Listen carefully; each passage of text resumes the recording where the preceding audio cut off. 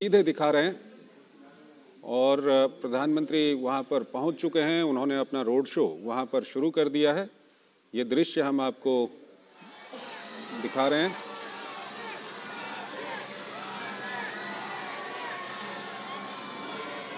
असम के गुवाहाटी में प्रधानमंत्री का रोड शो, ये दृश्य हम आपको दिखा रहे हैं। प्रधानमंत्री ने अपना रोड शो वहां पर शुरू कर दिया है और पश्चिम बंगाल के रायगंज में प्रधानमंत्री ने रोड शो किया था। उसके बाद अब प्रधानमंत्री असम पहुंच चुके हैं और गुवाहाटी से ये दृश्य हम आपको दिखा रहे हैं।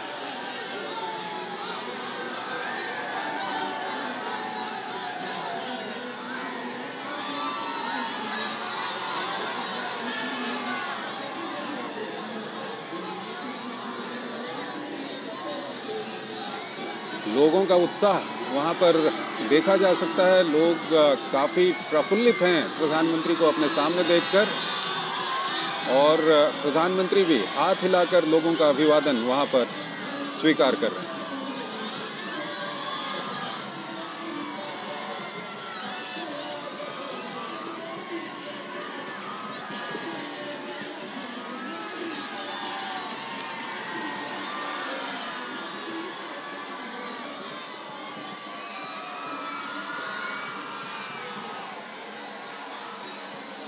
तो आप इस वक्त ये सीधे दृश्य देख रहे हैं असम के गुवाहाटी से, जहां पर प्रधानमंत्री ने अपना रोड शो अभी शुरू किया है और भारी संख्या में वहां पर लोग मौजूद हैं। हमारे वरिष्ठ संवाददाता विनोद मिश्रा हमारे साथ जुड़ रहे हैं, उनसे हम बातचीत करेंगे। विनोद जी, इन दृश्यों में हम देख रहे हैं कि भारी संख्या में वहाँ पर लोग पहुँचे हुए हैं। प्रधानमंत्री भी उनका अभिवादन स्वीकार कर रहे हैं। क्या कुछ कहेंगे असम के राजनीतिक समीकरणों के बारे में? ज्योति जी, देखिए आज जो है अभी ये लोकतंत्र का जो असली ये सीन नज़ारा जब आप देखते हैं तो ये लोगों के साथ होता है। और जब लोग इतना बढ़िया और इतना रोड शो पे आके जब सारे लोग उस शहर के लोग रेसिप्रोकेट करते हैं तो लगता है कि ये लोकतंत्र की खूबसूरती है। आज ऐसे प्राइम मिनिस्टर के साथ में आप देखिए कि थोड़ी देर पहले सुबह सुबह ये प्रियंका गांधी की भी रोड शो हुआ था। प्रियंका गांधी के बाद त्रिपुरा में भी है। ऐसे दिन भर अगर आप देखें तो देश में अलग अलग हिस्से में रोड शो है। जो सारे स्टार प्रचारक हैं उनका रोड शो हो रहा है। लेकिन जब कभी हम प्राइम मिनिस्टर मोदी के रोड शो की बात करते हैं तो उस रोड शो में एक अलग नजारा आपको दिखता है। जैसे लगता है कि एक खिलता हुआ भारत आपको दिख रहा हो। और ये जो भारत की खूबसूरती है लोकतंत्र को लेके, ये पीएम के रोड शो में आपको उभर के आता है जब आप इस चीज को देखते हैं। और असम में आप ये देखिए कि असम त्रिपुरा पूरे नॉर्थ ईस्ट में सबसे ज्यादा सीटें जो है असम की है। और असम के सीट से ही आप कह सकते हैं कि आज से नहीं, लंबे दौर से असम का जो टेम्पो होता था इलेक्शन के समय में, वही पूरे नॉर्थ ईस्ट में एक तरह से माहौल बनाता था। वही एक तरह से पूरे नॉर्थ ईस्ट के माहौल में असम का जो ये था वोटिंग का ट्रेंड होता था, उसी की तरफ से वो बात बनती थी। तो ये जो पीएम के रोड शो को आप देख रहे हैं, आप इसी साल में आप फरवरी में भी पीएम का रोड शो हुआ था। तो असम में जाने वाले, फ्रीक्वेंटली जाने वाले, मुझे लगता है कि देश के पहला प्राइम मिनिस्टर होंगे जो कम से कम 70 बार से ज्यादा असम का दौरा किया है पीएम मोदी ने इस 10 सालों में। पूरे अगर नॉर्थ ईस्ट की बात करूं तो ये पीएम मोदी देश के पहले प्रधानमंत्री होंगे जो 62 बार से ज्यादा दौरा किया है। और जब ये प्राइम मिनिस्टर कभी 5 साल में 8 साल, आपको याद कीजिए, मैं जस्ट एक एग्जांपल देता हूँ, असम से ही रिप्रेजेंट करते थे मनमोहन सिंह, डॉक्टर मनमोहन सिंह राज्यसभा से असम से ही आते थे। लेकिन अपने 5 साल में वो शायद नॉमिनेशन करने के लिए असम और गुवाहाटी पहुंचते थे। और ये पीएम मोदी है जो ऐसा कोई सीजन नहीं होता असम का या ऐसा कोई डेवलपमेंट का प्लान नहीं होता जिसका उद्घाटन करते हैं, उसका शिलान्यास भी करते हैं। और 10 साल में अगर पीएम 72 साल पार गए हैं तो आप अंदाजा लगा सकते हैं कि असम की जो पूरी की पूरी असम के डेवलपमेंट का मानचित्र कैसा बदला होगा। इसका नजारा और इसका अंदाजा लोगों की इस खूबसूरती रोड पे जो रोड शो आप देख रहे हैं और उसमें जो लोगों की भागीदारी देख रहे हैं, इससे समझा जा सकता है। इसकी एक गवाही देता हुआ ये रोड शो में लोगों की भीड़ है। जोशी जी, बिल्कुल विनोद जी, अगर हम असम की बात करते हैं तो असम में 2 फैक्टर वहाँ पर काफ़ी महत्वपूर्ण है। एक तो विकास का वहाँ पर फैक्टर है, दूसरा वहाँ पर शांति का फैक्टर है और इन दोनों में ही जो बीजेपी की सरकारें हैं वहाँ पर, चाहे वो राज्य की सरकार की बात करें या केंद्र ने जिस तरह से वहाँ पर काम किया है, दोनों को काफ़ी सफलता दोनों क्षेत्रों में मिली है। ये नैरेटिव अपनी जगह पे है। लोग क्या है, इस ग्रुप में अभी पिछले एक महीने से जब से इलेक्शन का बिगुल बजा है और लोगों को आप देख रहे हैं कि नैरेटिव का अपना अपना अंदाज है। लोग, डेमोक्रेसी है, लोगों को हर सत्ता के में आने के लिए हर पार्टी की अपनी ललक होती है। लेकिन शायद अगर वो ग्राउंड कनेक्ट उनका होता, अगर असम में लोगों की ये जो रोड शो में लोगों की उत्सुकता और लोगों की जो भीड़ और लोगों का जो अभिवादन देखते, तो शायद उनको लगता कि उनका नैरेटिव नहीं चल रहा है। उनका नैरेटिव इसलिए नहीं, मैं कह रहा हूँ नहीं चल रहा है कि आज की तारीख में आप देखिए कि कांग्रेस के पार्टी की तरफ से मैनिफेस्टो जारी किया, 5 न्याय और 25 गारंटी कांग्रेस की तरफ से दी गई, लेकिन पार्टी को अपने गारंटी से इतना कॉन्फिडेंस नहीं है कि वो नैरेटिव लेके आज भी प्रियंका गांधी अगर असम में बात कर रही थी तो लोकतंत्र बचाओ और संविधान खतरे में है की बात कर रही थी।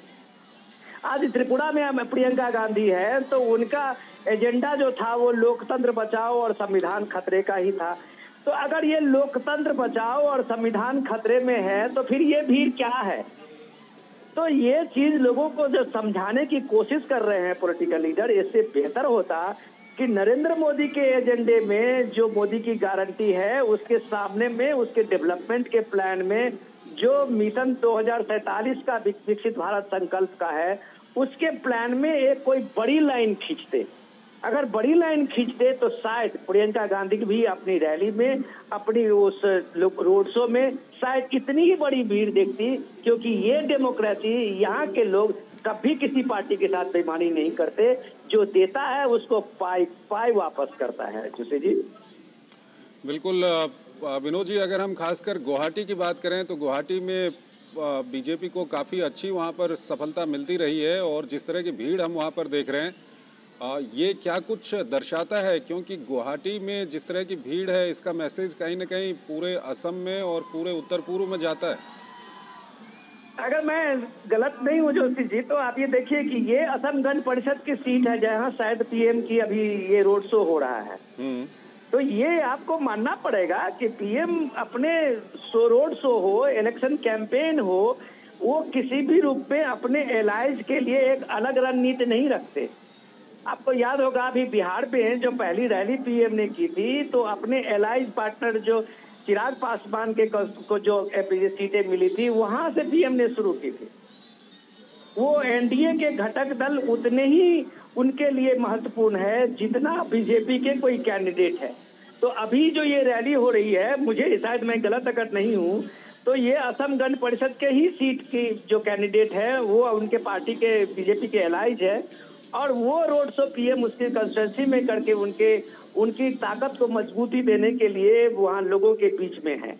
तो ये मैसेज लोगों को ये लगता है कि बीजेपी एक इतनी बड़ी पार्टी होने के बावजूद अपने एलाइज को कभी भी कमतर नहीं देखती है, उसको भी एक इक्वल रिस्पेक्ट की बात होती है। तो आप बीजेपी में इस रूप में देख सकते हैं। सही बात गुवाहाटी की, अभी जो हम लोग अब सर्वे की बात कितनी सही है कितनी गलत है ये तो हम नहीं कह सकते, लेकिन हम ये अभी पिछले एक महीने से जो भी सर्वे की रिपोर्टें आ रही है उसमें असम में अगर बीजेपी को 11 और असम गण परिषद को 1 सीटें देती या 2 सीटें देती हुई है, वहां पे सर्वे रिपोर्ट पे है, तो आप कह सकते हैं कि असम में बीजेपी की जो बात पीएम बार बार कहते हैं कि आप ग्राउंड पे इलेक्शन देखना हो तो आप ग्राउंड पे देखिए और जनता के बीच में जाके आप देखेंगे तो आपको लहर लगेगा।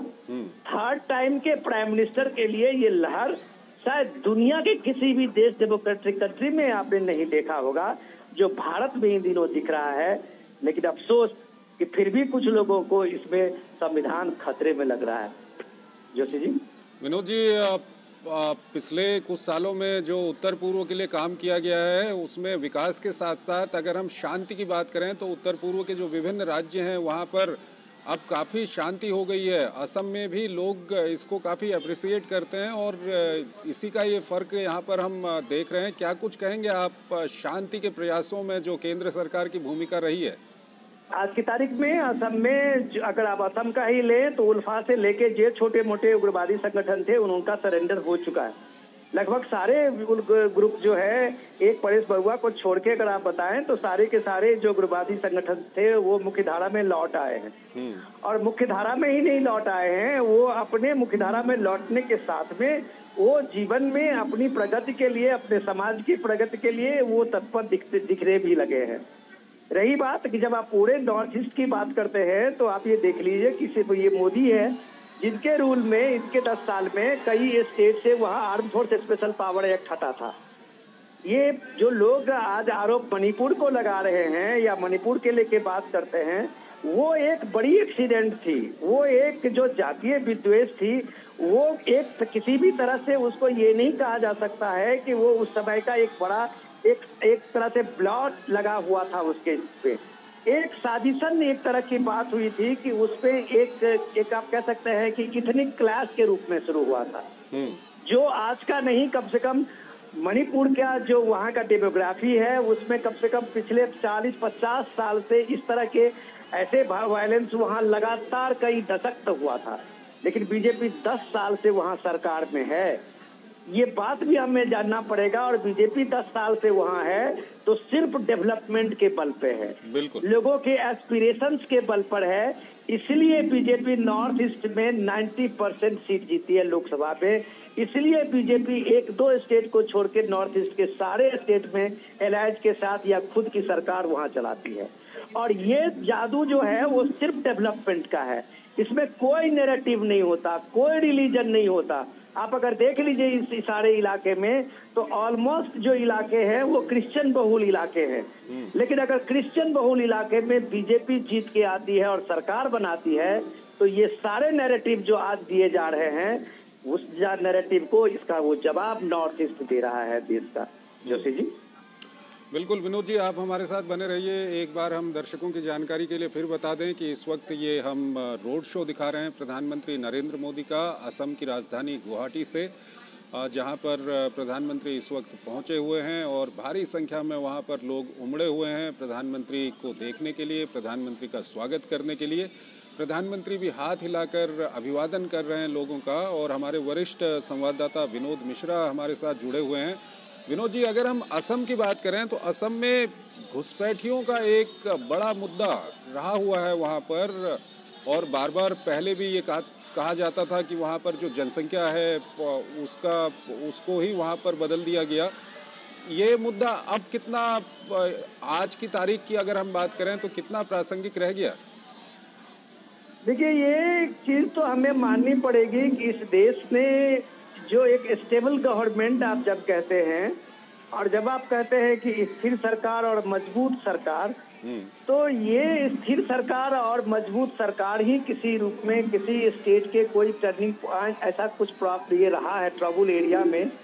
वहाँ पे एक अपनी मजबूती से शांति व्यवस्था की बात हो या वहाँ चीजें जो लंबे अरसे से पड़ी हुई है जिसको आप लटकाते रहे हैं, भटकाते रहे हैं, उसको टैकल करने के लिए एक मजबूत सरकार ही उसको टैकल कर सकती है। ये मोदी गवर्नमेंट ने दिखाया है।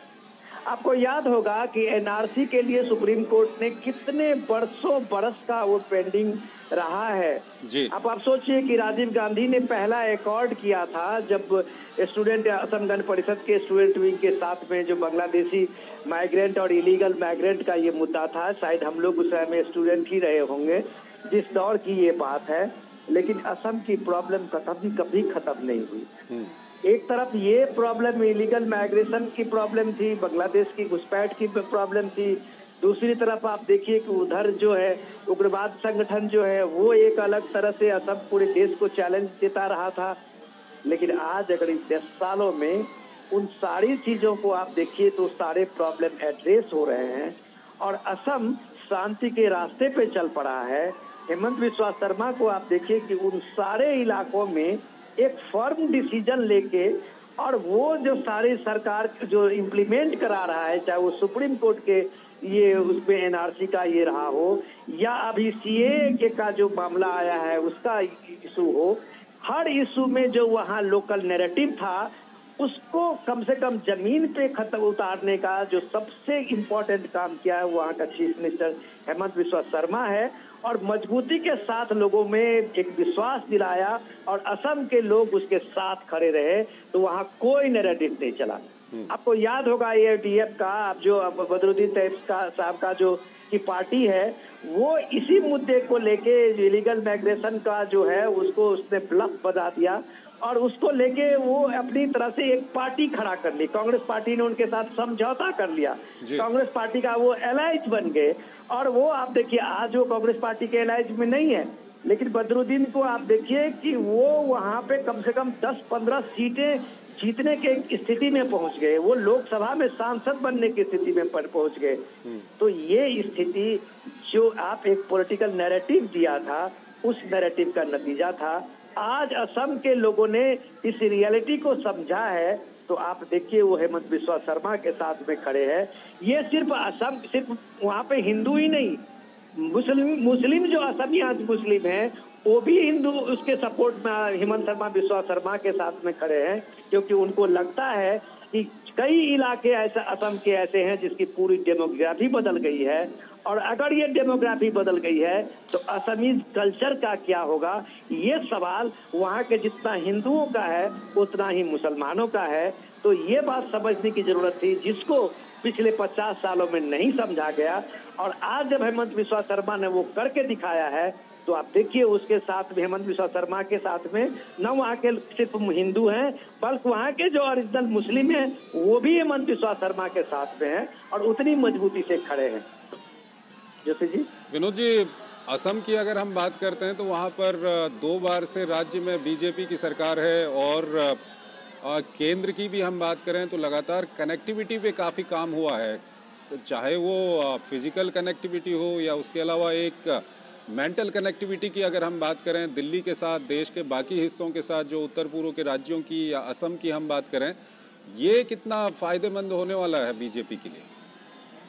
देखिए, जो ये हम लोग कहावत में कहते थे कि दिल्ली दूर है, तो मैं तो ये कहूँगा कि नॉर्थ ईस्ट के लोगों के लिए तो शायद ये कितने बरस तक ये ऐसा ही स्लोगन रहा था, उन लोगों के लिए ये प्रोवर्ब रहा होगा कि दिल्ली दूर है, क्योंकि दिल्ली से क्या, राजधानी दिल्ली से, कैपिटल से कनेक्टिविटी क्या, उनको अपने एक से दूसरे स्टेट के लिए कनेक्टिविटी नहीं थी। आज अगर नॉर्थ ईस्ट में आप ये कल्पना कर सकते हैं कि नॉर्थ ईस्ट में कभी वो दौर था जब एक एयरपोर्ट होते थे, और वो एयरपोर्ट से या आर्मी के या एयरफोर्स के जो एयरपोर्ट होते थे, उस एयरपोर्ट से वहाँ का ट्रांसपोर्टेशन, सिविल ट्रांसपोर्ट सब लगभग कुछ कुछ इलाकों में होता था जी। आज आप ये देखिए कि नॉर्थ ईस्ट में ट्रेनें जा रही है, नॉर्थ ईस्ट में 11-12 से ज्यादा एयरपोर्ट बने हुए हैं। नॉर्थ ईस्ट में कनेक्टिविटी के हालत ये है कि आप बिहार से अगर आप देखिए कि वहां से आप 3 घंटे के रोड कनेक्टिविटी का मैं बता रहा हूँ कि बिहार के उस हाईवे पे, एक्सप्रेस वे पे आप 3 घंटे चल के वहाँ आप गुवाहाटी पहुँच सकते हैं। 3 घंटे पहुँच के बिहार से आप वहाँ सिक्किम पहुँच सकते हैं। ये इस देश का हाल है, तो आप बताइए कि नॉर्थ ईस्ट दिल्ली से कितनी दूर रह गया है। तो ये इस चीज ने लोगों को ये पहली बार एक नॉलेज किया है कि वो भी भारत के उतने ही हैं जितने ही भारत के यूपी वाले हैं, जितने ही भारत के बिहार वाले हैं, जितने ही भारत के कोई और स्टेट वाले हैं, उतने ही आज इस नरेंद्र मोदी के 10 साल ने नॉर्थ ईस्ट के हर स्टेट को फील कराया है कि उतना ही मणिपुर वाला भारत का है, उतना ही सिक्किम वाला भारत का है, उतना ही असम वाला भारत का है, जितना यूपी, बिहार, राजस्थान, मध्य प्रदेश का है। ये सिर्फ एक कनेक्टिविटी ने साबित किया है। जोशी जी।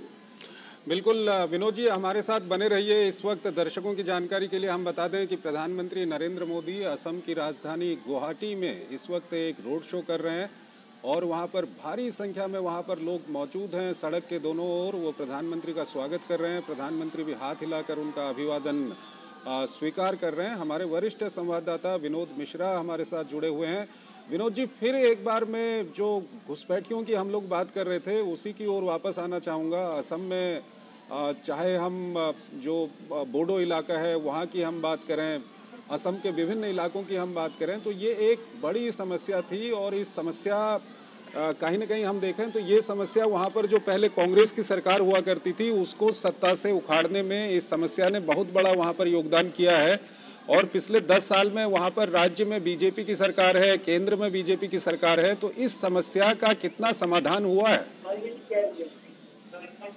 देखिए, मैं यही बात आपसे दोहरा रहा था कि ये समस्या के लिए कम से कम इतना मैं कहूँगा, पिछले 10 वर्षों से एक चीज तो देश के सामने में एक बड़ी समस्या थी कि जो अब नॉर्थ ईस्ट का उग्रवाद है उसका हल क्या है। उसका हल क्या है, ये समस्या के लिए सारे डिफेंस स्ट्रेटेजी से लेके सारे लोगों की मत्थापच्ची होती थी कि वो लोग कोई अलग देश नहीं मांग रहे हैं। वो लोग जो इंसर्जेंसी जो है उसमें वो सिर्फ अपने लिए एक अलग स्पेस मांग रहे थे, और वो उसके एक उग्रवाद की वो सीमा थी कि आप ये देखिए कि सरकारें इस तरह से वहाँ मजबूर थी कि सारे पोर्ट्स बॉर्डर हैं म्यांमार से लेके, और उधर वहाँ आप देख लीजिए उस स्टेट का, तो वो सारे इतना खुला सा था कि बहुत मुश्किल था कि किसी भी उग्रवादी संगठन पे काबू पाना और उसको इस तरह से उस पर कार्रवाई करते हुए दिखना।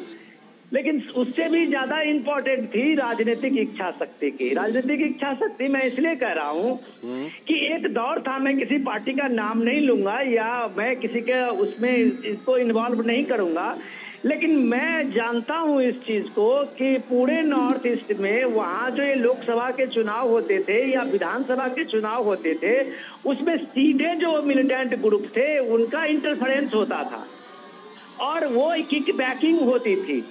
तो आप कल्पना कीजिए कि नॉर्थ ईस्ट लोगों पे, आम लोगों के लिए क्या नॉर्थ ईस्ट रह गया था। जो डेवलपमेंट का पैसा आता था, जो राज्य सरकारों को मिलता था, उसमें एक कट जो है वो सीधा इन्हीं मिलिटेंट ग्रुप को मिलता था। छोटा छोटा स्प्लिंटर ग्रुप का एक स्टेट में कम से कम 10-20 ऐसे मिलिटेंट ग्रुप होते थे, चाहे वो मणिपुर ले लीजिए आप, या असम ले लीजिए आप, या नागालैंड ले लीजिए आप। इन सब स्टेट में, एक छोटे से स्टेट में अब 10-10 मिलिटेंट सरवाइव करता था सिर्फ फंड के लेके, और उनकी ताकत पॉलिटिकल फंडिंग थी। एक एमपी चुनाव जीतता था, उसमें उस मिलिटेंट आउटफिट का बहुत बड़ा रोल होता था, क्योंकि वो हेलमेट में छोटे छोटे पहाड़ी इलाके में उनका प्रभाव होता था। तो एक तरह से वो एमपी के चुनाव में सौदेबाजी करते थे, एमएलए के चुनाव में सौदेबाजी करते थे। तो आप जान लीजिए कि जिस डेमोक्रेटिक प्रोसेस में इतने मिलिटेंट आउटफिट का वहां चल रहा हो, उसको आप लोकतंत्र के लिए खतरा आज नहीं बता रहे हैं।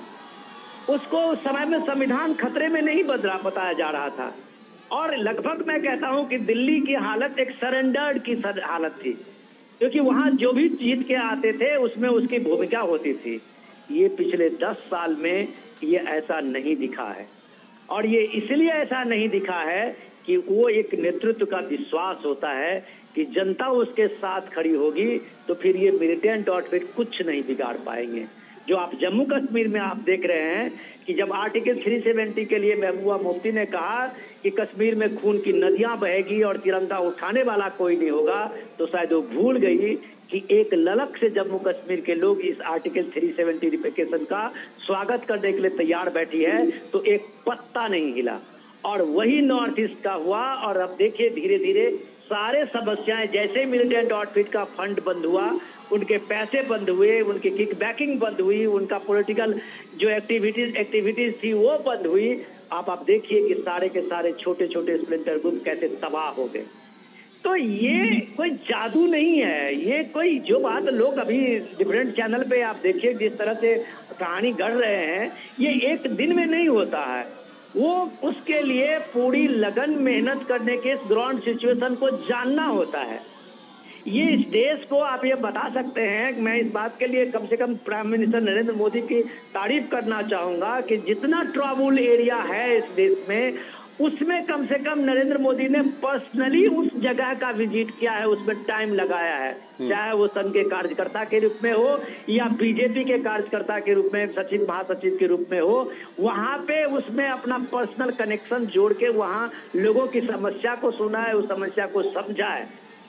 तो ये देश का नेतृत्व है जो देश की समस्याओं को भली भांति समझ रहा है। देश का नेतृत्व है जो एक तरह से इस बात के लिए जिद कर बैठा है कि भारत की इंटीग्रिटी, राष्ट्र प्रथम की जब बात आप करते हैं तो देश प्रथम, दल बाद में। और ये संकल्प जो है वो भी एक नॉर्थ ईस्ट में बड़ा काम किया है। जोशी जी। बिल्कुल विनोद जी, इसके अलावा अहोम सेनापति लचित बारफुकन की हम बात करें, जिस तरह से प्रधानमंत्री ने खुद वहां पर गए और काफ़ी उनकी जो विरासत है उस विरासत को आगे बढ़ाने का काम किया, ये आप किस तरह से देखते हैं? जो प्रधानमंत्री विभिन्न राज्यों में जो विरासत को खासा महत्व देते हैं, और असम में भी हमने इसको देखा। देखिए, ये जब प्राइम मिनिस्टर का आप कल ही देखे होंगे कि जो इंटरव्यू में वो बता रहे थे कि ये देश विविधताओं का देश है, जो ये डाइवर्सिटी जो है उसकी यूनिटी, यही इस देश की खूबसूरती है। और आप ये देखिए कि इस चीज को एक तरह से कैसे नैरेटिव बनाया जाता है पूरे इलेक्शन कैंपेन में। इसको एक तरह से आप ये भी देखिए कि राहुल गांधी का जितना कैंपेन हो रहा है, राहुल गांधी अब अपने 5 न्याय और 25 गारंटी को भूल गए। अब वो कैंपेन में उनका नैरेटिव होता है कि बीजेपी को 400 सीटें आ जाएगी। तो 400 सीटें बीजेपी क्यों कह रही है, उसका सीधा सीधा ये कहना है कि वो संविधान बदल देंगे, वो एक देश एक भाषा एक लैंग्वेज ले आएंगे। तो ये समझने की चीज है कि ये जो नैरेटिव है वो उस प्राइम मिनिस्टर के साथ में है जो तमिलनाडु का संगोल लेके पार्लियामेंट के अंदर दाखिल होता है। वो उस प्राइम मिनिस्टर के लिए है कि यूनाइटेड नेशन में तमिल भाषा के लिए सबसे पहला, ये देश का पहला प्राइम मिनिस्टर होगा कि तमिल भाषा के लिए यूनाइटेड नेशन में अपने देश की सबसे प्राचीन भाषा, दुनिया के प्राचीन भाषा के रूप में स्थापित करता है। यही चीज में जब आप पूछ रहे थे असम में, तो आप देखिए कि वहाँ के जो लोकल कल्चर है, वहाँ के जो लोकल ट्रेडिशंस है, उस चीज को बढ़ावा देने के लिए, क्योंकि वो वहाँ की पहचान है। अगर वो असम की पहचान है तो ये भारत की एक विविधता की पहचान है। और जब प्राइम मिनिस्टर खुद उस चीज को रिकॉग्नाइज करने के लिए वहाँ उस सामने में लोगों के सामने में खड़े होते हैं, वहाँ पहुँचते हैं, वहाँ की सांस्कृतिक फेस्टिवल जो है वहाँ उसमें अपना पार्टिसिपेट करते हैं, तो ये बात समझनी पड़ेगी कि ये नैरेटिव और वहाँ का नैरेटिव जब वो जमीन पे उतरते हैं तो लोगों को कौन सा नैरेटिव डाइजेस्ट होता होगा। तो ये चीजें प्राइम मिनिस्टर के लिए जब आप देखते हैं तो कम से कम ये सारे जो भी नैरेटिव चल रहे हैं मार्केट में अभी इलेक्शन के टाइम में, वो कभी टिक नहीं पाता है। इसकी वजह सिर्फ वही तस्वीर है, जो आज की तस्वीर जो आपने दिखाया है जोशी जी। बिल्कुल विनोद जी, इसके अलावा अगर हम बात करें असम की ही हम बात करें तो वहाँ पर चाय प्रचुर मात्रा में वहाँ पर होती है। उसके अलावा हम पेट्रोलियम की बात करें, पेट्रोलियम का काफ़ी वहाँ पर स्कोप है और ऑलरेडी वहाँ पर काम भी चल रहा है। तो इन सब क्षेत्रों को आगे बढ़ाकर वहाँ पर काम करना, जो केंद्र सरकार के पिछले 10 साल के काम रहे हैं, वो सब का कितना फ़ायदा वहाँ पर बीजेपी को होने वाला है?